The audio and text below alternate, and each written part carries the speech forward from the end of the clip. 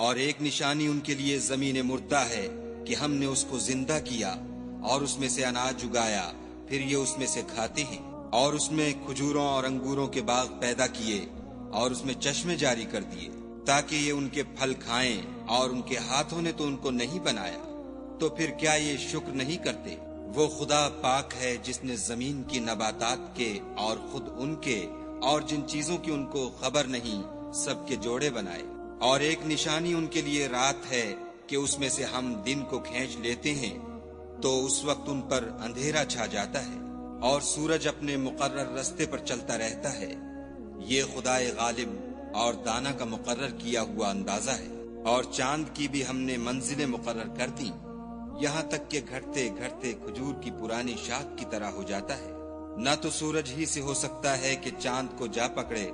اور نہ رات ہی دن سے پہلے آ سکتی ہے،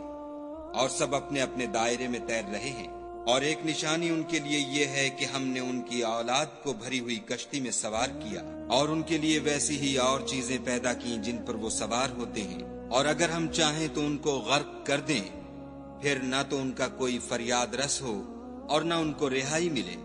مگر یہ ہماری رحمت اور ایک مدت تک کے فائدے ہیں۔ اور جب ان سے کہا جاتا ہے کہ جو تمہارے آگے اور جو تمہارے پیچھے ہے اس سے ڈرو تاکہ تم پر رحم کیا جائے، اور ان کے پاس ان کے پروردگار کی طرف سے کوئی نشانی نہیں آئی مگر اس سے منہ پھیر لیتے ہیں۔ اور جب ان سے کہا جاتا ہے کہ جو رزق خدا نے تم کو دیا ہے اس میں سے خرچ کرو، تو کافر مومنوں سے کہتے ہیں کہ بھلا ہم ان لوگوں کو کھانا کھلائیں جن کو اگر خدا چاہتا تو خود کھلا دیتا۔ تم تو صریح غلطی میں ہو۔ اور کہتے ہیں اگر تم سچ کہتے ہو تو یہ وعدہ کب پورا ہوگا؟ یہ تو ایک چنگھاڑ کے منتظر ہیں جو ان کو اس حال میں کہ باہم جھگڑ رہے ہوں گے آ پکڑے گی، پھر نہ تو وصیت کر سکیں گے اور نہ اپنے گھر والوں میں واپس جا سکیں گے۔